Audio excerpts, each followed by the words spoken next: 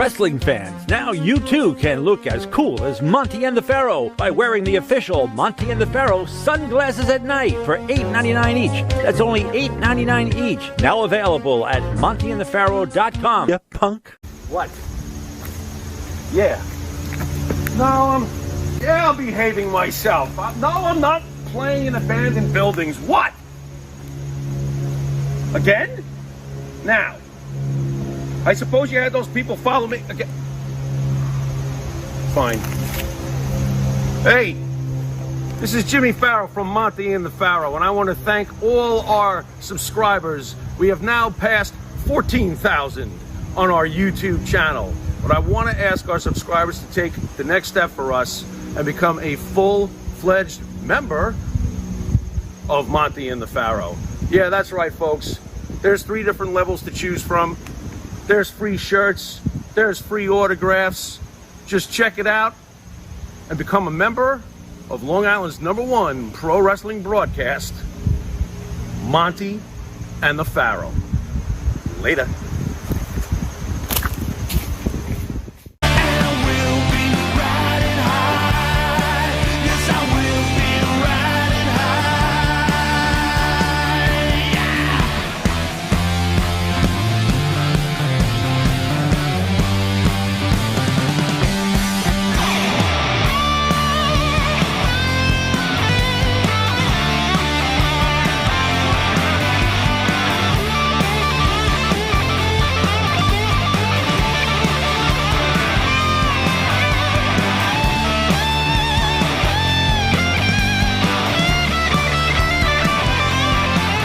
All right, welcome to Long Island's #1 pro wrestling broadcast, Monty the Pharaoh, only seen here out of Indie Music TV, produced out of Ronkonkoma, New York.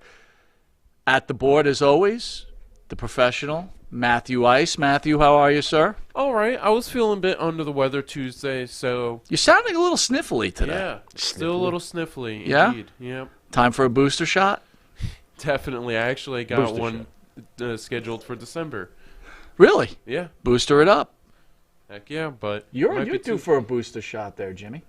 I'm not getting no booster shot. Why am I due for I guess I got to get... I had 2 shots. Now I need another Now you need a booster. Yeah, leave me alone. I'm mad. I hate my glasses tonight. Leave me alone. We're hoping everybody out there had a wonderful Thanksgiving. We want to thank everybody for joining us. Maria Davis, 802, Davio, ESO. Yeah. Chris Lee, moderating What up, the Chris? board. Very good. The big boss Fetty. He's excited. This is Nice. going to be a great show tonight. It's going to be very, very exciting. Yes, sir. But before we get to our guest, I want to talk about coming off of, we obviously didn't have a show Thursday, but we had the old Ranger Ross baby doll interview. Lovely. Any takeaways from those? Lovely. Ranger Ross was a really cool guy. I'm still kind of freaked out that what a life he had. He's an Army Ranger, becomes a professional wrestler, robs a bank. Man, that was fucked up. Crazy story, right? Great guy, though. Really good. You can tell how intelligent he is, too. It's funny how he even reasoned out when he robbed the bank. He's a very smart guy. You know, baby doll, wow. Really down to earth. What a babe. What a babe. Really down to earth. Very cool. Very cool. You know, winking at you constantly during the show. She was winking at you. No, she was winking at you. No, that wasn't me. Maddie, who is she winking at? Baby don't doll. Don't say Pharaoh, Maddie. Baby doll's trying to get herself He's a little say Pharaoh. He's gonna. I know he's gonna do it. He does this to me all the time. know, She was. I gotta getting you to say, win. it's the Pharaoh. Oh, Thank you. man. Thank you. Come on, Matt. Why do you never? You're just impossible. If Pharaoh married Baby doll, No, wait a minute. She's got a husband who's very protective. All right, so- I am not marrying even imaginary world. hypothetically, she divorced her husband. No, you she's married. not. What? Are you now Mr. Doll? No, she's Miss Pharaoh. She's Wow. Baby Pharaoh. Is it Jimmy Doll or Baby Pharaoh? Jimmy Baby Doll. Pharaoh. She's Baby Pharaoh. Jimmy Doll. I like that name. Jimmy Doll. Could change it to the Monty Kind of the creepy, Doll- Mike. the I don't Monty the Doll like that show. you like that name. What's up with All that? right, so sad news. Eddie Mecca, famous for his role as Carmine Ragusa. What? Wait. I go from rags to riches. I had to. On the sitcom Laverne and Shirley has died. He was 69. Yeah. Mecca died at his home in California. His brother Warren told NBC News that it was unclear how he died, but there was no indication that the death was suspicious. It was either happened on Friday or Saturday. Okay. Thoughts on Eddie, the big ragu? the big ragu. Well, you know, I loved Laverne and Shirley, obviously, and of course Lenny and Squiggy, and you know, Carmine was a very solid supporting character. That's what I remember about Carmine. You know, I think it was wasn't he Shirley's boyfriend In the beginning? trying to remember. But when the show started to get some legs, he just became just the neighbor. Yeah. He was good. He was solid. I was looking up some of his work, and although the name of the film does escape me, during the 70s he got nominated for an Emmy for a role. So obviously he had done some things in this world. Great run with Laverne and Shirley, and hey, we're talking about him all these years later, so he did something right. Very, very sad. Rest in peace. That stinks. 69 years old. Well, I would be interested to see what the cause was. He was the poor man's Arthur Fonzarelli, I think. The poor man's Arthur Fonzarelli. Gee, that's funny. I always thought it was Chachi. Wah wah wah. I always thought it was Chachi. Man, you're showing your age. Yeah, wah wah wah. So. You were out the Thursday show, so we were off last week for Thanksgiving. Again, everybody, happy Thanksgiving. Yes. Glad you can join us today. Yeah. The weekend, the Thursday before that, before the Saturday show with Baby Doll Ranger Ross, I was on my own because you were feeling a little under the weather. Right, with the warm blanket. So there's a clip out there on video right now, the AJ Lee clip. You didn't get to weigh in with on the it, header, shame on you, AJ Lee. Shame on you, AJ Lee. About the money she was and the promoters. The promotion company, Sorrentino Productions, reached out to the Monty and the Pharaoh show. They did. And they felt that we misrepresented them. Okay. And he wanted to make it clear to the people out there he's not that type of guy. Okay. And that he's always willing to help his fans. Okay. And he felt that... a lot of okays going on, but okay. He felt that my comments were out of line, so I want to say to Sorrentino Promotions that if you didn't partake in the $999 charging of tickets or the $350 charging of photos with no inscription, we do apologize to you from Monty and the Pharaoh. Okay. Because we don't want to misrepresent to you. So if you say you weren't part of that huge extravaganza of raping and pilfering fans, then we do apologize. Sure, absolutely. What are your thoughts on this whole AJ Lee thing? Yeah, well, I loved what you said. My favorite line was just that Punk had to find a way to pay for the ice cream. I thought that was great. Look, if someone decides to spend, and I know you feel this way too, if somebody decides to spend that much money on an autograph, okay, you're free to do that. Do I think you're nuts, though, personally? Oh, my God. And, yeah, you're nuts. AJ Lee, to me, and this is not I don't think this is disrespectful at all. She's not worth $999 for her name on a piece of paper. She's not even worth $99. I wouldn't pay $99 for her fucking autograph. I probably wouldn't even want her autograph. But that's me. Do I think that it was pillaging? Yeah. Yeah, that's pretty damn rough to charge your fans that much. Yeah. And considering that they love to show the picture when she was a little kid, imagine if Lita had banged her for $1,000. By the way, Phil... Is she even meeting Lita? No. If it's $1,000? No, that's the whole point. Or is she sitting out on the side of the street going, I wish I could meet Lita, but I can't because Lita charged $1,000. That's right. And she never becomes a wrestler, and then she never meets Phil, and the match made in heaven, and that's it. Yeah. Well, by the way, Phil says gouging is illegal in wrestling. Very funny. Papa Dad says, is Warren Wolfie on tonight? Papa, no, Warren Wolfie will not be on tonight. We have Jamie Dundee, who has his opportunity to rebuttal. Yeah. Mr. By Wolf's the way, comments. Not for nothing, I got to throw this in. Wednesdays with Wolfie D is freaking hilarious. Did you see the puppet? What's going on? What is going on? Oh, man. I forgot. I have to ask Jamie if he saw the puppet imitation that if Wolfie was presenting. I wonder if Wolfie's been getting high and watching Pharaoh's Corner a little bit. All right, so before we get to the guest, our special guest, I do have a question. Random thought. Yeah, go ahead. Do you ever see hunchbacks anymore? What?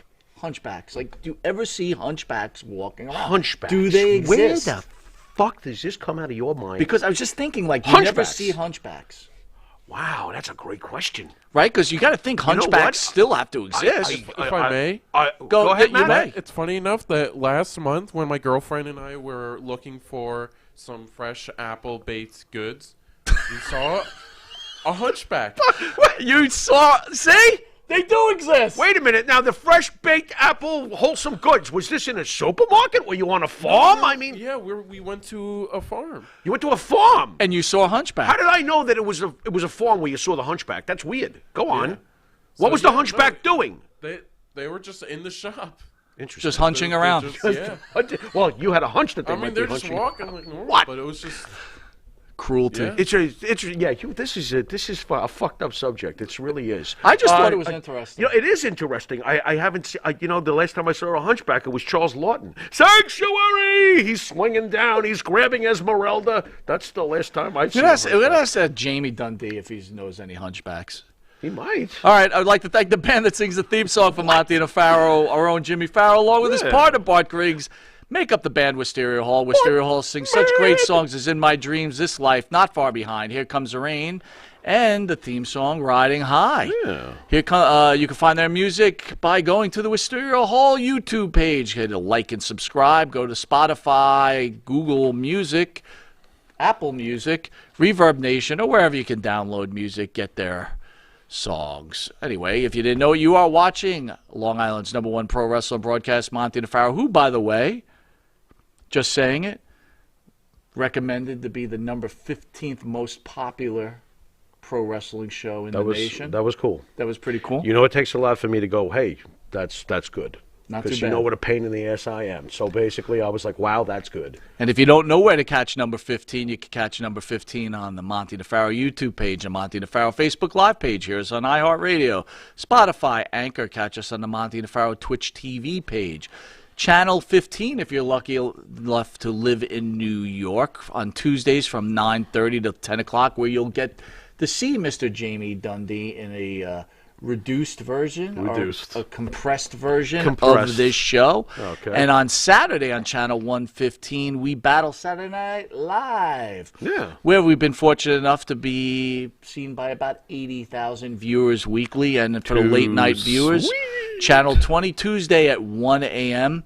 All right, guys, the moment you've all been waiting for. We'll be right back after this commercial break with WWE and USWA superstar Jamie Dundee as he's fighting back. And don't forget ECW star. See you in a sec. You want to star in your own success? Call QuickCast. www.quickcast.com. 866-7-CAST-NOW. That's 866-7-CAST-NOW. QuickCast. Star in your own success. That's right, folks. Canine Corral. For all your dog daycare and overnight care, call 631-549-1544. That's 631-549-1544.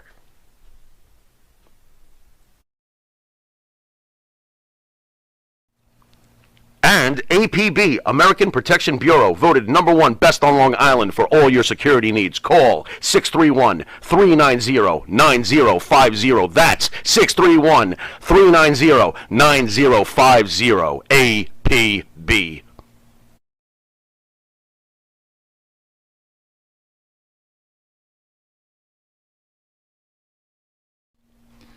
Jimmy, I got to take a dump. What? No, I mean I need a dumpster. Well, for all those needs, you need to call Big V Dumpster Rental, Long Island, New York, 631-900-DUMP. All right, welcome back to Long Island's #1 pro wrestling broadcast, Monty DeFaro, produced out of Indie Music TV. Welcome, Jamie Dundee. How are you, sir? Gentlemen, I'm very well. I'm living the great American dream, baby, down here in the South. But before I get started, did I just hear you say a doggy daycare? Yes, sir. Doggy daycare. So you're telling me, boy, them dogs up north, y'all must got it great. My dog, I just saw him eat a shit sandwich, and he was under the trailer a while ago sleeping, bro, with 2 kids. Y'all's dogs have daycares? Really? The dogs are that important up there in New York? They're just dogs, man. No, come on. You can't be like that. Dogs are Well, part man, of my our dog ate a shit families. sandwich and licked the damn cat's ass a while ago, chased him through the yard. I don't think I'm gonna put him in daycare, bro. He's just going. If I go out of town, he's gonna have to just fend for himself. I'll be back in a few days. Wow. I just can't believe the dogs get taken such good care of up north. Now, wait a second, Jamie. Are you telling me like when your dog gets older and it starts to like have trouble walking, you're not going to get it a walker like we do up here in New York? What's wrong with you? No, I'm not gonna get a walker. I'm gonna get this right here. See this? I'm gonna take this and goodbye, doggy. Holy old Yeller. What's going on here?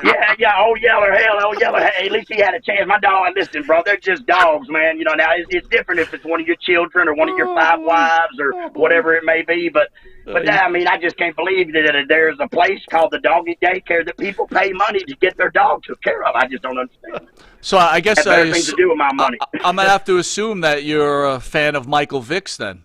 What? No. I believe in fighting pit bulls. I just don't believe in drowning them if they lose. I believe that's wrong, and that's totally just bullshit. Because, you know, I grew up in the South. There was a bunch of rednecks, and they used to fight dogs every weekend. But them dogs lived a way better life than most humans that I know. You know, they trained them and they worked them out. But that's a whole nother subject. But no, Michael Vick's a prick anyway for doing that. For sure.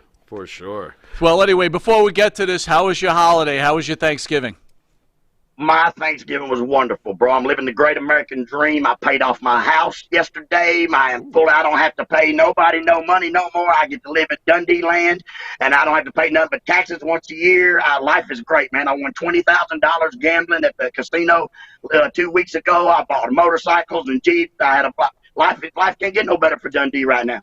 What was your game? What did you play that you hit that money for? Oh, I played a slot machine to do that, but I mean, slots is a sucker's game. Everybody knows that, you know, it is made for the house to win, but I was actually just playing slots. But I myself am a wonderful Texas Hold'em player. That's my thing right there.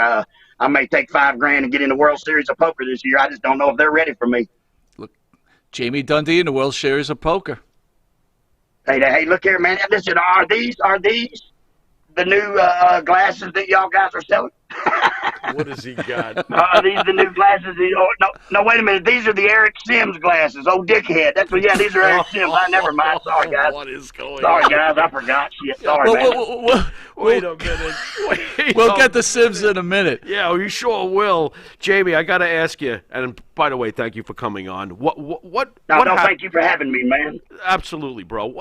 See, I said bro like it says in the script. I don't know. Listen, in New York, I guess bro's a Vince Russo thing, but what happened? No, well, maybe, but see, Vince Russo loved Jamie Dundee, and I say bro all the time. My 2 favorite words are bro and motherfucker. Those are my 2 favorite words. Wait a minute, that's 3 words, bro. Mother. No, motherfucker's all one word. It's one all word, one motherfucker. word. It's not hyphenated or anything. I got it.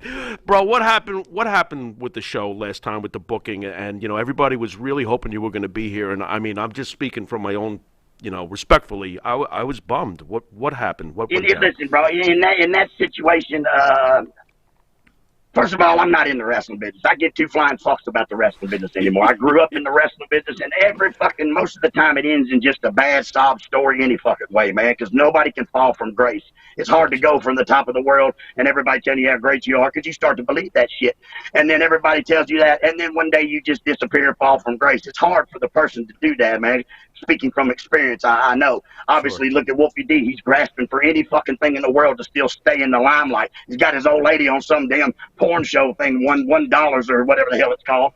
And you can, I mean, come on, man. I mean, everybody, wrestling's over for us. And those people that can accept that and move on in life will have a good life for the rest of their life. But those that can't, man, they just end in a fucking sob story, bro. It's terrible. And I love Wolfie. He's my brother, man. He's my family. But, you know, you always have that one uncle or one cousin that you when they come to the family reunions, you're like, fuck, here he comes. Because, you know, his alcoholism took over and everybody's tired of babysitting a drunk, man. But, I mean, I love the guy, and I don't want to come on the show and bash him because I don't know what he said about me, nor do I care. I have white trash fucking tattooed on me, man. You can't say nothing about me I don't already know. Well, he did say you had a small penis. That is very true, but I've had more fun with my small penis than anybody with one of them big dicks because you got to remember now, a big dick, you have the same heart I got, and it takes blood to pump from the heart to keep that thing hard. So the little limp dick motherfucker, he already knows. So it's safe to say that small penis has taken you a long way. Well, long way. And matter of fact, I've had more fun with that thing than most people can ever fucking imagine. It's seen more countries and continents than fucking most people will ever see in their life. It's had a lot of fun in its day. It's my best friend, actually. You do the helicopter like Ric Flair, or is it just a smaller kind of chopper? What are we talking I can't, but mine's more like a drone. That's great. Fantastic. So, oh my God. Back to Wolfie, right? Wolfie's got a show on our channel. He's just had his second episode. Yeah. He seemed he seemed pretty upset that he did feel that PG-13 could have had a little second run with these autographs signing. Yeah. Is it just something I know you said you're done with it, but is it something that you just don't want to do at all? It's something that, look, the reason I accepted the booking, at the time I was going to go. And then it dawned on me that it was my 10-year anniversary with my wife. You know, my wife, for the last 10 years, I ain't been around wrestling, ain't talked to nobody really from wrestling, and just say hello here and there every now and then. You know, Tracy Smothers lived down the road. God rest his soul. Got a love brother. Got a love brother. But the wrestling business itself is done for me, and it's been done for me for a long time, and I have accepted that. Like I just said, those that cannot accept that, then it always ends in a bad tragedy type of thing. And it's just, I enjoyed it. I had a lot of fun with it. It's my whole life. My dad's Bill Dundee. My brother-in-law's beautiful Bobby Eaton. Back to that fucking story. Wolfie didn't train nobody or teach nobody to wrestle. He was still buying tickets when I was fucking managing Stone Cold. But Wolfie is still trying to grab something that ain't there. It's over for us. And then, listen, for me to go back and put myself in that situation, I don't want to do it. It's sad that I have to leave something I've loved my whole entire life, but I'm over it now, and I've left it. And if I get back around it, I don't want to do it no more, man. I want to leave it like it was, man. And I was wrong for saying I would come and no show, but the closer it got, the more I thought about it. And another reason, I mean, I'm not going to brag or nothing, but I don't need no money. Everything I got's fucking paid for, and I got $100,000 in the bank. Believe me, it wasn't for motherfucking wrestling. Believe that. But it definitely, I don't need no money no more. If I needed money, I would. But I'm not going to New York for $1,200 fucking dollars, $300 a day, and do 9 fucking appearances and some jack off keep the money. I'm not fucking doing that, bro. That ain't for me. Jamie, can I ask you, and I do mean this respectfully, are you disappointed with your career? It sounds like it's hard for you to, like you just said, it's hard for you to get back into it. Is there a certain mindset that goes with all that attention? And like you said, eventually people just seem to forget about you. Is there a bittersweet feeling about your career? Well, out of sight, out of mind. None of my fucking kids ever watch wrestling. None of my daughters that live with me today they don't watch wrestling. They don't care because it's one of the, when I go back around it, I become a different person. My demeanor changes, who I am changes, my train of thought changes. JC Ice is a whole nother character, a whole nother person. Jamie Dundee and JC Ice are 2 different people. Sure. And one is a character, but at the time you believe what the people tell you. If everybody tells you every day that you're the greatest in the world, then you believe you're the greatest in the fucking world. And then when you have to go back to reality in the real world, man, it's fucking hard, man. I finally got over the fantasy part of the wrestling world because, believe me, it fucking sucks to go from fucking everybody telling you how great you are and making a lot of money and women touching you and dudes wanting to be you to fucking working at Walmart. I mean, it's I don't know. I just, maybe because I feel I beat it. Every time I go back around it, it just reminds me of the drugs and the fucking disappointment and I don't know. My father wrestled. We came from Australia to America when I was 4 years old. Since I was 4 years old, I've been in this fucking wrestling business. The guys used to give me dollars to go tell all the other wrestlers to go fuck themselves when I was 4 years old because I spoke Australian and they thought that was cool, man. Hey, Jamie, go over and tell Kamala to fuck himself. So I go over and say, hey, Kamala, fuck yourself. But I mean, it's I don't know, man. It's just one of those. I don't know. I'm over it. I got over it. I realized it's done for me. I had a whole lot of fucking fun in my life, man. But now I just want to do, I guess, the normal thing, if that's possible. I was 45 years old or 43 years old before I ever went to my first concert. And the reason being is because I always was the concert. You know what I mean? And so to go from fucking being the show to sitting in the crowd watching the show. Very hard. It's two totally different things, man, and it's hard to separate those two, the real life reality from the fantasy wrestling world, man. And the wrestling world's just such a fucking terrible ending for most, man. It throws you away and discards you, and it don't give a fuck about you. That loyalty bullshit, it don't give a fuck about you, man. You know what I mean? Most entertainment business don't give a fuck. Can you help me? Can you help me clear up something? You're done. Can you help me clear up something when you said that the wrestling business don't give a fuck about you? Right. We are basically, obviously, East Coast guys. WWF grew up with Vince and everything, and Vince is always getting killed. That he doesn't give a fuck, and I don't argue that. But could you really clear it up? I believe almost every promoter out there doesn't really give a fuck in the end about their wrestlers once they've used them up. Is that fair? Very much fair. Not only is it not only in wrestling, it's boxing, it's fucking UFC. Sure. It go anything, entertainment, acting, rock bands. Look what Gene Simmons fucking did to fucking Peter Criss and fucking Ace Frehley. Don't get me started. Them and just put two other fucking idiots in their makeup and called them them. Fuck that, man. You know what I'm saying? Right. That's how it always ends in all entertainment worlds, man. Because first and foremost, you are never bigger than the show. So most motherfuckers start to believe they are bigger than the show, and the show will go on with or without us. It don't make a fuck because they'll just make a new one. And it don't matter who the promoters are. The promoters are kind of the smartest guys in the business because they pay you what the fuck they want to pay you. They use you up, they abuse you, and then when you're done, they get rid of you. And it's no better than a prostitute, man. A wrestler ain't.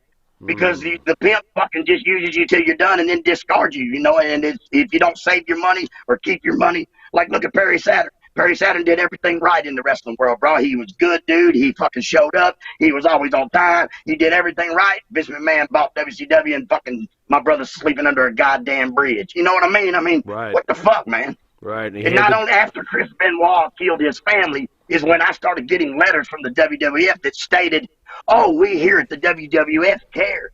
We would like to put you in a rehab. Well, why the fuck didn't you put me in a rehab 20 years ago when I was in your fucking building fucked up on ecstasy and Valiums passed out on the floor with a $500 cab bill? No, they don't care, bro. They didn't fucking care then. They don't care now. They just did that so it looks good for politics reasons, Right. Understood. Every Jamie, 90 days, 4 times a year, I still get that letter that says we will put you in a rehab if you need it. Well, fuck you. I don't need it. I rehab myself. I got out of the fucking wrestling business. so you feel better being on the outside, being more of a watcher instead of being the star. Yeah, but it's so fucking hard to do. It's so hard in anything. It's so because every day of my life, 7 days a week, 365 days a year, we entertain. And I did that since I was 16 years old until I was about 40, and I'm 50 years old now. The last 10 years have been slow for Jamie Dundee, real slow, man. You know what I mean? Because I guess no doubt, I lived a very, very fast fucking life. At one time, me and Wolfie were working for 4 major organizations a week. WWF on Monday, fucking Lawler on Tuesday and Wednesday, ECW on Thursday and Friday, and then Smoky Mountain on Saturday. And then we left that, and then we started WCW. And then we were doing WCW, ECW, and fucking USWA and Smoky Mountain. I mean, brother, but that's because all them promoters just needed a little entertainment for whatever it may be, and then they just discard you, bro. They don't care. They'll just make a new one. Jamie, when you came to this realization, by any chance, having a famous father who broke you in, obviously, when you came to this realization, did you turn to your father and say, No, man. Listen, brother. I'm just curious. I mean, I know, and I'm glad that the wrestling business is a tough man's fucking world type of. You don't ever tell your kids you love them or hug them or any fucking. There's no affection in it during the time of the people and the fucking because it's a tough guy sport. Whatever I don't know. I guess I'm not only my father, Brian Christopher's father, Lawler, fucking all the wrestling sons that I know, even The Rock, man. Their dads were. I don't. It would be called abuse today, the way they raised you. They smack you in the fucking mouth when you did the wrong thing, and it was a whole. There's no love, no nurturing. I guess that's what I try to do for my daughters, but their daughters that's different. But the fucking is I don't know. No, I never spoke to my dad about it because it's one of those. Suck it up, buttercup. Tough it out, motherfucker. And everything is Jamie Dundee's fault that happened to Jamie Dundee's career. But I really didn't care. I had a fucking whole lot of fun, and I did what I wanted to do when I wanted to do, and fuck them, because I already knew at a very young age of how the promoters were, because my dad being a booker and coming from Australia, and I was around, and you can just, in life, you only know what you're taught, and I was taught that, it's a man's fucking world, and they give you $25 to drive the fucking TV because you would do it for free because you're on TV, and they already know. They take, it's like the promoters, they keep all the money and take advantage of the guys, man. I don't know, I just fucking hate it, man. I hate the wrestling business, bro. Everything's, and my whole family, it's always ended in bad shit. Like my brother-in-law, Bobby Eaton, man, broke and fucking homeless when he died, living in my mom's house. I mean, that's fucking pitiful. Man, that dude was the greatest wrestler in our fucking business, man. And there's nothing for you when it's over. If you don't save your money or you don't fucking put your money away when it's over, bro, they don't give a fuck, man. You can sleep. It's just like the veterans. The veterans of America is a fucking shame, too. When you come back home and they just fucking, they send them home on a Greyhound bus and just discard them, man. It's fucking terrible, bro. Sickening. Jamie, yeah, agreed. Jamie, DJ out there is asking, how is your dad doing? Are you speaking to your dad, and how's he doing? I do. I spoke to my dad when my brother-in-law passed away, Bobby, and my sister Donna passed away, within about 6-month time period. So, cut a long story short, that was my mother's home, so I had to go down there and sell it and shit. And I literally hadn't spoken to my dad in years, about 4 or 5 years. Wow. It's because, I don't know, man. Maybe I'm bitter because every fucking thing it seems that he had told me and taught me was not fucking right. It was right for them at that time, but it wasn't fucking right for me. And, I don't know, the fucking wrestling business, man. The wrestling business it's a cutthroat fucking dog-eat-dog world, man. And nobody's your friend and nobody fucking cares, bro. No, man, that's in most entertainment because, like I said, it's in the movies, it's in anything. They just fucking discard you and they throw you away when they're done with you. And it's just, I don't know if it's just me being a little emotional or whatever, but it just makes me very fucking angry because when I see these new wrestlers come out, I think, man, I know what's coming, bro. And it's terrible that I can't tell you because you won't listen. You know what I mean? And so, I don't know. The wrestling business, it fed me my whole life, but ever since I got out of it, I have done 10 times more better in my life for myself and my family out of the wrestling business than I ever have in it. And that's because what comes with the wrestling business is stardom and fucking money and people and fucking drugs, and then it just goes away. And that's the bad part. Most people have a big drug addiction, and then when they're out of money, that's when crime starts. You know what I mean? It's just there's no future for wrestlers if you don't save what you got right then. I mean, you break your neck, they fucking don't call you back. You know what I'm saying? That's fucking terrible, man. Sure. Well, Jamie, what made you accept the booking when Eric Sims called you then? Because obviously you did accept it. Was it a moment of weakness? Was it, did you actually for a brief second say, you know what, it would be really nice to get PG-13 back together? Because I got to tell you, there was a lot of interest in seeing you guys together again. And, I first of all, I'm sorry. I myself didn't think nobody in New York would even give a fuck if I no-show. Well, it was my honeymoon. I was in the mountains with my wife. I could either get in the car, drive 14 more fucking hours to make $200 a fucking day, or I could stay in this hot tub with my wife in the mountains on my 10-year anniversary. Well, guess what I fucking did? Yeah, because there's no, like I said, I don't know Eric Sims. I don't know that dude from fucking Adam. One time in my life, he flew me into Philadelphia, gave me a bunch of money. Me and the Iron Sheik did a fucking video, got drunk, great to see the Sheik, and I've never spoke to either one of them again since then. Not that I wouldn't have, but there was no reason for it because they didn't need, Sherry didn't need me or I didn't need them. And that's all the rest of the business is. If they don't need you or you don't need them, why would you talk to the motherfuckers? Hey, Jamie, I want to go back to your sister and your brother-in-law. You had a rough go over it. They lost, you lost both of them within a couple of weeks. How was your relationship with them? Bobby is the world to me. Bobby Eaton was my hero. He was definitely my hero, Wow, get a little emotional here. Sorry. It's okay. But it's okay. Bobby was everything to me, for real. Bobby was the reason I wanted to wrestle, not because of my dad, because of Bobby. Bobby was just such a kind. Sorry, guys. Whew. No, it's okay, wow. All good. They called me out of nowhere, man. Understood. Bobby was definitely my hero, man. And it's hard to lose your heroes, bro. Sorry, guys. No. All good. Do you feel that? But I mean, he was really everything. Bobby was just so kind and just such a good dude, man. And once again, when the wrestling business threw him away when they were done with him. You know, it's just fucking terrible, man. Tracy's mother, you know, they just threw him away when they were done with him. You know, it's just a fucking terrible thing, bro. It's just so sad. It's just no future in the wrestling business, bro. I mean, you may make a bunch of money one time, but there ain't the fucking 10 guys I can mention out of 200 or 300 that I know that have anything when it's over. You know what I mean, man? It's just, I don't know. It's just such a fucking dog eat dog fucking world. When people die in the wrestling business, the young wrestlers don't fucking mourn. They get excited because the spot opened up. You know what I mean, man? It's just terrible, man. I just hate it.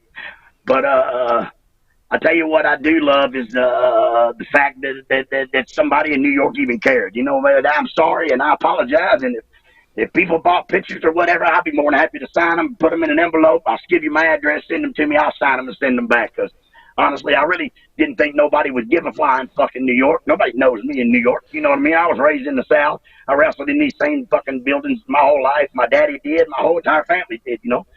And so to me, the South is where I think, you know, I didn't think nobody would really fucking care. I really didn't. And it seems like I got so much more publicity by no showing than I would have ever got for going there. So in a sense, maybe it was better. But I don't want to be in the wrestling business. And if Wolfie's whole deal was to put us together and go around and do these conventions, well, I wasn't going to do that either. And you know what I mean? And I don't know what I came to realization that I didn't want to end up hanging myself in a fucking jail cell or dying in a goddamn hotel or, you know, with nobody around, nobody cared. And so I had to get away from it, man. And it's just such a bad thing, man. And I'm sorry. And for those people that came to see me, I'm flattered. And I'd be more than happy to take care of it. Sign pictures, whatever I got to do, man. And I'm fine. I apologize to them. But to Eric Sims, I don't apologize to him. Fuck you, dude. I wasn't going to come up there and let you sell $40 pictures of me and keep the money. Eat a dick, motherfucker. That's what I say. I'm fucking so tired of these fucking bottom feeders that don't do a goddamn thing in my business, don't know nothing about my fucking business, and they get to keep all the money. No, not on my dime no more, motherfuckers. Jamie, we're going to take a quick commercial break, and then we'll be right back talking to the great Jamie Dundee. We shall return. The Monty and the Pharaoh Show is brought to you by...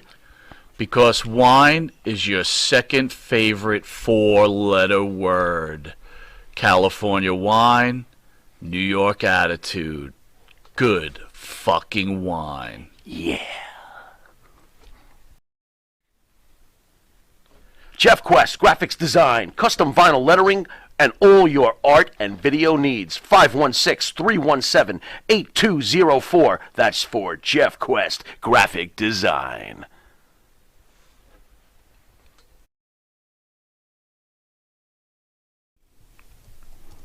And Nitro's Garage for all your automotive needs. Call 646-675-2349. That's 646-675-2349. For all your automotive needs, Nitro's Garage. Ask for Jack.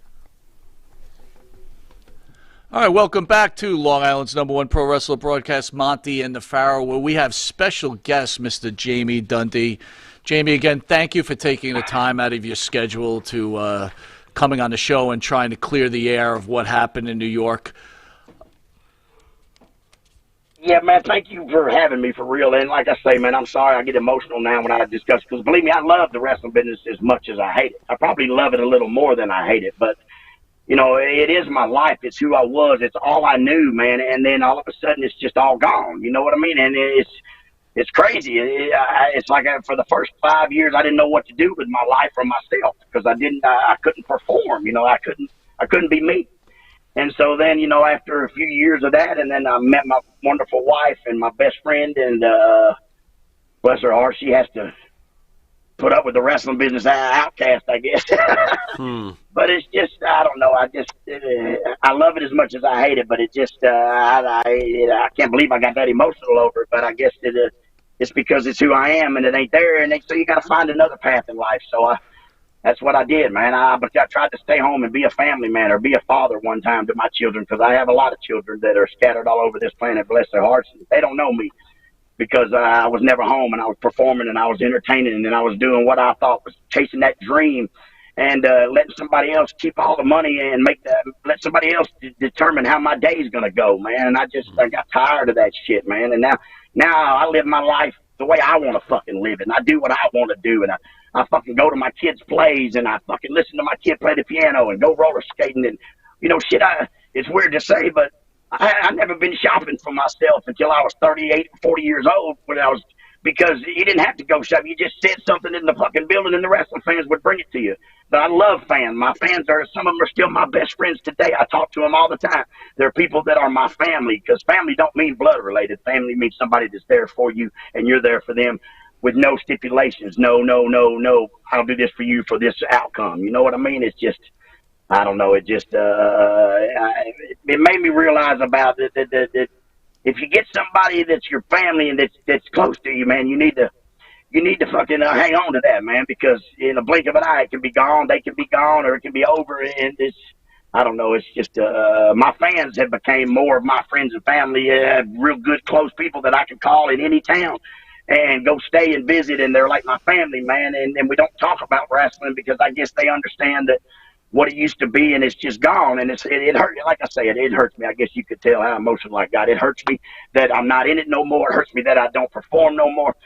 But I don't want to. You know what I'm saying? The wrestling business ain't what the wrestling business used to be, man. The wrestling business used to be like the fucking mafia, bro.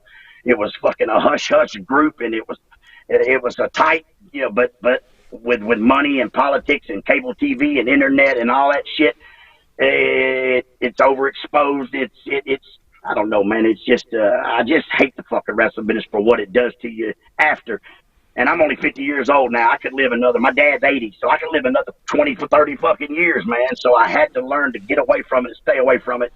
And if Wolfie would ever learn that and it would ever come to him, he wouldn't be fucking putting his old lady on there in negligees trying to get $3 fucking on a goddamn webpage. You know what I mean? I mean, it's fucking kind of embarrassing, man. Just bow out gracefully, bro. He's a great fucking car salesman. Go be a car salesman. When he gets around the wrestling business, he wants to drink, and I just couldn't do it no more, man. I don't want to do it no more because I don't know. I just got fucking tired of doing all the work for no fucking reward, I guess. Yep, understood, Jamie. Shop's closed, apparently. I get that.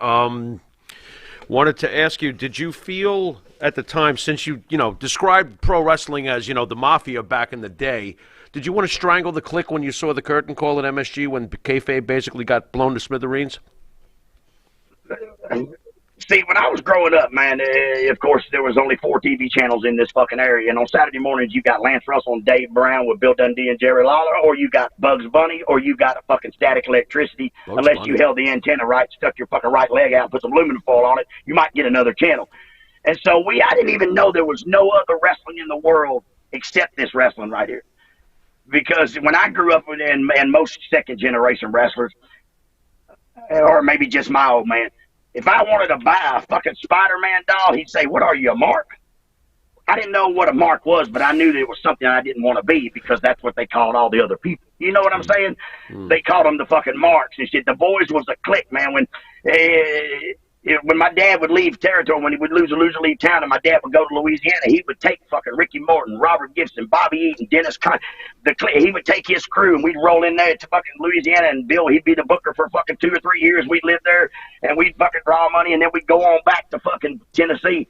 I honestly never knew there was any other wrestling until I was about 14 years old or some shit, and I was like, because Bobby and Donna had moved off to Charlotte, North Carolina to work for NWA. And I was like, oh, and then they had Super Clash, yada, yada. But, it was a closed world, man. Yeah, I remember when I was a kid, man, the first time I ever saw the fucking heels at my house, it was Wayne Ferris, Larry Latham, the Honky Tonk Man and the Moondog, and Danny Davis. The Nightmare Danny Davis was their manager, and they were called the Blonde Bombers, and they had just did a big angle in fucking Memphis or Nashville, and my dad had ended up with the canteen, right? But they had just come back into town, so they came over to Dundee's, and they were all drinking beer outside, and I was 8 years old, and I woke up, and I came outside, and I said, what in the fuck are they doing here? Because they were the heels, and my dad and Lawler were the baby faces, and Bill said, oh, man, they're here, they're trying, back then, you didn't fucking break kayfabe, not even to your family, man. My dad said to me, well, boy, they want me to fucking turn on Lawler and join their team. And I said, oh, no, man.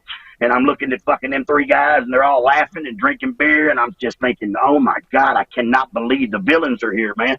And I just remember being so worried because it was such a believable world. You know what I'm saying? The kayfabe was fucking big time, man. And I was just like, please, Daddy. And I just remember going back. He said, well, you got to go to bed, boy. And I went back in my room, and I just remember laying in the bed all night thinking, oh, man, I hope he don't fucking turn on Lawler for these guys, man. You know, because it was really, truly that fucking, that protected and that much of a mafia world. You know what I mean? And it was just wow, man. I could not believe these three fucking villains were at my house trying to get my number one hero dad to fucking turn bad. You know what I mean? And I mean, that's how deep the fucking kayfabe was, bro. They would fire you if they saw you in a bar and there was another heel in there and you were a babyface. You know what I mean? Not even if it was fucking one that, and it was in an angle with you. If he's just on the card and he was a heel and you was a babyface and you was caught in a fucking bar or a restaurant or something together, they would fire you, man. Pro wrestling permanently compromised in your mind, the way kayfabe is, you know, obviously, you know, no longer for the most part? Well, look, it's like anything. It's like magic. It's like fucking the circus. It's like fucking once you let the outside world in, done. It's over for you, man. Yeah. It's fucking over for you. Because if everybody understands and does it, then it don't make what you do don't make you special anymore. Right. You used to be a hero and a fucking something special because you were fucking, you know, a heel would just pound you to death, and then you make the comeback and you get the 1, 2, 3, and then people honestly believe that you were fucking that much of a superhero, you know. And it's like anything. In magic, we knew David Copperfield didn't make the fucking Statue of Liberty disappear. I know he didn't. It didn't fucking move, but it wasn't there when I looked for it. And I never wanted to know how magic was done. I guess that's the fantasy part about it. At least you get to live in that fantasy world. You know what I'm saying? And of course. But once you let the outside in, and everybody can fucking do it, then it's not. Look, I mean, I hate to keep using his name, but guys like Eric Sims, once he's in the fucking business, bro. Anybody can be in this fucking business, man. Oh, no. And I don't mean to keep bashing the dude, but that's the truth. Hey. You know what I'm saying? I mean, everybody couldn't be Elvis Presley. Everybody couldn't be fucking the Fonz. Everybody couldn't be fucking, they couldn't be fucking Carmichael or Lenny and Squeaky. No, because if everybody could do that, then it's not nothing fucking special. So it dies. It's like anything, man. If you let, I don't know how else to say it, but once everybody in the outside world's in it, it's over. All right, Jamie, this is probably the most important question. Oh, Don boy. the Barber wants to know, did you vote for Joe Biden? Whoa. Well, first of all, I was born in Sydney, Australia. I am not an American citizen, so I don't have the right to vote. So I tell everybody, I'm Australian by birth. I'm fucking redneck by choice. I have rebel flags tattooed on me because society said I cannot do it. Well, fuck society. I can do what I want because this is my fucking life. And I'm tired of letting everybody else be happy over what Jamie Dundee does. I'm going to do what I want to do. So, no, I didn't vote for Biden. But if I had a choice, Really? I will still myself am a number one Trump supporter. I think Donald Trump is the greatest fucking president besides John F. Kennedy that we have ever had. And I am, I'm proud to call myself an Australian redneck. And when we go to foreign countries and wrestle, I do not even claim America, so I'm sorry. But I have rebel flags, and I do everything society says I'm not supposed to do. I have earrings when I was 4 years old in 1975. I paint my fucking fingernails because society says I can't. I guess I wear these glasses because society says I can't.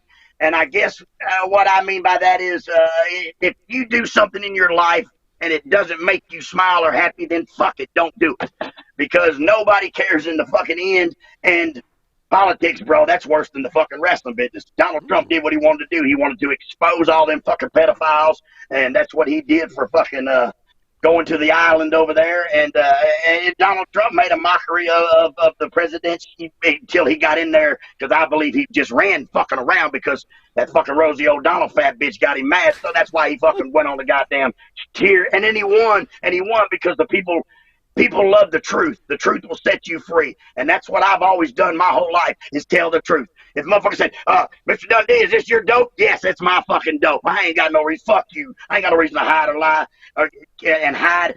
And that goes back to Wolfie D needs to accept the fact that his career is over because what Wolfie D did. When Jamie Dundee went to jail, Wolfie D went to TNA, and his fucking career's over there too, and I wasn't even in the fucking buildings. So, I mean, If people would just accept blame and take blame for what they do in the world, it would be a much better fucking world, man. So let me ask you this. You've had that relationship with Wolfie. We mentioned on the show, we asked him this question, and I'm going to ask you the question. Okay.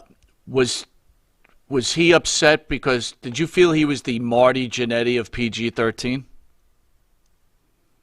That's not really fair to say because Shawn Michaels just kissed more fucking ass than Marty Jannetty, if you really want to know. Right. And I heard he did a few other things, and I'm not here to bash Shawn. I'm just saying that's what the talk of the wrestling business was. You know what I'm saying? But in a sense, yes, I know. And see, my wife told me about that question, and it kind of offended Wolfie. Wolfie's like, no, I feel I am. But see, if Wolfie D wouldn't have showed up at that convention, publicity wouldn't have been no different. And I don't mean to say that in a bad way, but Wolfie D could have been anybody standing next to Jamie Dundee. Because I was born a fucking entertainer. My father was an entertainer. My brother-in-law was the greatest wrestler on the goddamn planet. I was destined to do nothing but fucking wrestle. And I didn't, it could be anybody standing next to me, bro. That ain't no shit. Because I definitely was the entertaining part, especially in sports entertainment today. Not only could I wrestle, I could talk. Not only could I talk, I could fucking get down and I could fit in any situation because I'm an entertainer. Wolfie, bigger boy than me, but he could have been anybody. And it may hurt his feelings, piss him off. I really don't give a fuck. But the point is, like you just said, he could have been anybody. And Marty Jannetty just didn't kiss the ass that fucking Shawn Michaels kissed and whatever else he's supposed to have done. But to Shawn Michaels' credit, the day we walked out of the WWF when we had to work with the Road Warriors because they come to fucking half a face fuck Jim Ross, the guy right there, hey, King, he said, that motherfucker took them plane tickets back and took that. See, that's what I mean. It's such a cowardly fucking shit world. Why didn't he just come to us and go, Dundee, give me them fucking plane tickets. You're fired, motherfucker. Not let me take these tickets and upgrade them for you, you fucking little worm, and then go in the back and fucking suck Vince's cock, and then come back out, and all of a sudden I'm going to work with the Road Warriors and get beat in 30 seconds. I know what this is about. My daddy's Bill Dundee. He fucking fired all them motherfuckers when they first started. Saying the bullshit lines that they give you, if they would have just said, Dundee, you're fired, would have been fucking fine with me. I don't give a fuck. They called me. I didn't call them. You see what I'm saying? But Wolfie, yes, I agree 100%. That any motherfucker could have been on the other side of that ring because I was the entertaining factor. Obviously I was because the only thing that Wolfie D and Eric Sims have talked about, just the fucking big whatever it was, is me. So obviously it was me that they fucking really, that was the entertaining part, I guess, or whatever you want to call it. Jamie, Ghost Russ says out there, you know his dad. He wants you to know that Ben Jordan says hello. Ben Jordan, one of our first Bill Dundee's wrestling school, one of our very first graduates of our wrestling. Well, I say ours. I was the guy, Bill had a wrestling school. I get in there and take all the fucking bumps, teach the guys how to take bumps, and they'd all, every body slam Jamie, 30 dudes body slam Jamie. Hip toss Jamie, 30 dudes hip toss Jamie. But I mean, that's because Bill did his time or whatever, and it's Dundee's wrestling school. But he's a very good guy, Ben Jordan. True American hero, bro. Was the hometown football player, yada, yada, yada. Worked out, had a hell of a body on him. But once again, politics and bullshit. And maybe he was smarter than the rest of it. He just did it for fun or whatever. And, probably could have went a long way, but wasn't going to give up the family factor or the factor of establishment. You know what I'm saying? And but I love Ben Jordan, one of my very good buddies, man. All right, so Jamie, we're almost out of time. We're going to hit you with the Pharaoh's final question, wow. But before we do that, yes, sir. I would like you just to maybe just say something special to all your fans out there that might have missed you in New York. Look, if that is the case, I really truly apologize. I myself didn't think nobody would even give a flying fuck, for real. Because, I mean, there was mega stars there, and there was fucking baseball players and football players. I mean, there was every fucking thing. And so I didn't think Jamie Dundee would really matter. But if I did, I apologize. My address is 1814 Madison Street, Henderson, Kentucky, 42420. Send me the pictures or whatever you purchased, and I will be more than happy to sign them and send them back. And but one more thing. If you don't have the rock and pot connection, y'all see this? I made the rock into a weed bowl, so it's the rock and pot connection. They had the rock and sock. Well, this is the rock and pot connection, baby. And you can get one of these. Just send that same address, $20, and I'll send you one. You got to show it on the screen. Well, he's Oh, delayed. he did? Okay, so I'm There he delayed. is. Look We're at it. delayed. There he is. Jamie, is that bulb? There he is, the Rockin' Pot Connection. Yeah. Jamie, you is that smell bowl what packed? The rock? Is that bowl packed? It It hell doesn't yeah, matter it's packed. if that bowl is packed. Oh my God, this is great. Look at that thing, Mike. I felt on it. Damn it. Oh my lordy. All right, we're going to hit you with the Pharaoh's final question, Jamie. All right. All right, let's do it, Jamie. And thanks again for coming on, brother. No, thank you, gentlemen, for having me, man. And I'm sorry I got so emotional, but I really just didn't want to. I just wasn't gonna go out like that, man. You know what I mean? Fuck that shit. Absolutely. After talking to you, over this past hour, I might as well ask it. Do you regret becoming a pro wrestler? Good question. No, 100% no. I regret. I don't think I regret nothing, because really everything, as they always say, everything happens for a reason. But I just wish that no, I don't regret it, and I guess I kind of wish I'm still in it, but I don't miss the person that I was when I was in it, if that makes any sense at all. A lot of sense. Life has never been better for me, man, and I hate it. I wish my life was good like it is now with the wrestling business, but that would have never happened, and I love the wrestling business more than I fucking hate it, and I'm probably more sad and mad that it's over than I am but I'm also at peace now, man. You know what I mean? I'm at peace for one time in my fucking life, man. I'm 50 years old, and I don't know, I can walk past the mirror, I guess, and look in it. You know what I mean? Sure. Jamie, listen, you just said you're 50 years old, so if I can impart a little of what little wisdom I do have, you have a long way to go, hopefully, in life. If you ever get to the point where you feel like you can keep your emotions in check again when it comes to your career and your business with this crazy world of wrestling, there were a lot of people up here who did want to see you. And those friends that you spoke of over the years, you spoke that you've met a lot of friends that, fans who became friends. Don't be so surprised. All over the world, all over our different countries, everywhere. Yeah, don't be so surprised, if you would come up here, that if all of a sudden you found another friend or two to take you from 50 to 80. Because there are a lot of people who do still want to see you. Well, man, I'm flattered, man, and thank you very much. I'm flattered for that, and you got it. Maybe one day, but right now I'm just at peace, man, and I'm at ease with myself and my life, and I don't know, maybe I just want to go away and just remember how it used to be. But I'm flattered, and I'm thank you very much, and I'm very sorry, and that is my real address. So if somebody has things they would like for me to sign or whatever it may be, you put it in and send a self-addressed stamped envelope, and I'll put it in the mail and get it right back to you. And thank you very much. I'm honored. You know what I mean? I'm really honored that somebody would even care, bro, for real. And don't forget, keep Australian rednecks, make them great again. I had to throw that. And listen, I need a pair of Pharaoh and Monty glasses, man. Nice. I can't have to cover up the fucking tears in my eyes when I'm on here being a bitch. Well, thanks for that plug. Just go to www.montyandthepharaoh.com, and for $8.99 you could have your very own. Just send him one and send him the shirt. Glasses. Send him a shirt too. Jamie, thank you again, that's my friend. my real address, gentlemen. You got it, Jamie. Thank you again, and have a happy holiday. And really, the fans, and we really appreciate you coming on and clearing the air. Well, man, thank you very much, gentlemen, and I love you, Wolfie.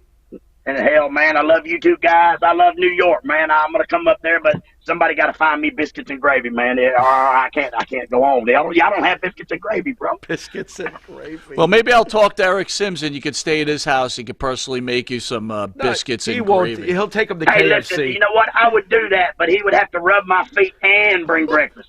All right, Jamie, have a good night, my friend. All right, gentlemen, thank you. Take care. All right. Fantastic, huh? He's great. Incredible interview. Boy, is he full of personality. Oh, my God. He's a one-man show. So what'd you take out of that, brother? Very, very, very deep, quite honestly. Very honest. Very honest. You can see what better explanation than it was just tearing him up. He can't handle how the business is or how the business makes him think. It makes him flash back to those days. I couldn't love the fame. I couldn't understand it more clearly. Let me love put it the that fame. way, Yeah. Couldn't handle the fame. It's got to be rough. And he made a choice. Yeah. And it must have been hurting him. He must have had that tug of war when Eric contacted him. I bet you part of him was going to say no, but the other part was like, it sounds so nice. Right. You know, right. I mean, so it had to be tough for him. It had to be. So I'm glad he had a chance to spell it out. I don't know about him and Wolfie, though, man. That's sounding pretty rough. Yeah, that does sound I don't know what's but you going know what? on I here. think there's love there. Yeah, I there- think there maybe. should be. I think it's maybe. PG-13. These guys did stuff together. I think- we were shocked when we saw the response for them up here. Let's be honest. No. We didn't think that they would have that much of a reception. They got much more Huge reception. reception. We thought they'd get a good one. We didn't think it would be like this, of this level. Well, they got a lot I could tell you that lot of love. Massey, Captain's Corner, told me that his pre-sales were through the roof. There you go. Through the roof. Yeah. So, you know. Massey's a good businessman, too. You know, Well, you gotta absolutely. You got to mix that in, too. You know? Anyway, we want to thank everybody for joining us this wonderful Thursday. Thank you for all the support. We hope you enjoyed that interview. I thought Jamie Dundee was excellent. Amazing. Great. I thought Fantastic. he was very Real. Real. I Yeah, love for it. sure. That's what we do. Matt, next week, are we off because the studio's doing? Is it next week? Yes, I believe it is. So, guys, we won't have a show next week because the studio is having a reopening. Okay. But that is a lot of work going on. That's Right. true. That's very true. when I mean reopening, they're bringing in a bunch of clients and things like that. But I will tell you, the following Thursday, we're here, and that Friday, Okay. we'll put up the banner. We have Vampiro in studio. Nice. He's Friday, coming. along with Savio Vega. That's Saturday, December 17th. right. So Savio Vega and Vampiro in studio on our regular Thursday show. So no M&P next week. Man, I hate not having a show. I might have. I hate not seeing the Do you think M&P do you think family. Farrow should go find his corner? You might have to find your Very corner. interesting. I might go looking for my corner. Okay. We love you all. You guys are what makes us do this every week. And when I mean makes us, it's such a joy to come see you all come to Yes. and watch our show with your great comments that make us laugh and enjoy. No doubt. All right. Absolutely. Any final words? No, it's just been a great show, and it's been a very strange week. You know, it feels like forever since we were last on, but looks like we might have to be forever since we're on again. Yeah, we it feels got to like do a long stuff. time, yeah. Start clipping videos, Mike. Clipping videos. You know? This has been Long Island's #1 pro wrestling broadcast, Monty DeFaro. You can catch us on the Monty DeFaro YouTube page, the Monty DeFaro Facebook Live page. Hear us on iHeartRadio, Spotify, or wherever you can download audio. And if you live in New York, catch us on Channel 115 every Tuesday at 9:30 and every Saturday at 11:30. Why? I hate to cut you off. Why do you have this book on? Because it was given to us, right? Hold on, can I just look at it for a Yeah, second? you can look at it. Yeah, go ahead. This was given to us by guest John Arizzi. Did he sign this? No, he didn't sign it. I don't think he signed it. Wow. Anyway, remember John Arizzi was in Yeah. here and he gave us the book. Yeah. Why? What's the problem? Yeah, nothing. This has been Mike Monty. This has been the Pharaoh, and until next time, later.